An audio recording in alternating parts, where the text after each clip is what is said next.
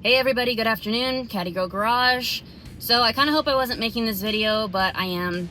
The motor, we're going to pick it up because I dropped it off back in April. I think if you guys refer back to my videos I have filmed when we dropped it off, I believe it was April. I called the guy the other day, and also my dad went by his shop. He has not even touched the motor yet or even started on it yet. So obviously not too happy about that. We're getting really close with the rest of the car, so I need my motor. So I've contacted a bunch of friends and people that I know, and there's another shop that comes highly recommended. So that's where I'm headed today to go get my money back and my motor, and we guess we're gonna start all over again.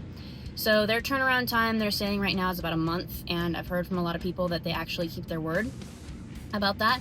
So yeah, like I said, I don't want to drag anybody's name through the mud. It's not about that, but I just need people to stick to their word and get my motor done. So that's where I'm headed right now. Thanks for tuning in and watching the video, guys.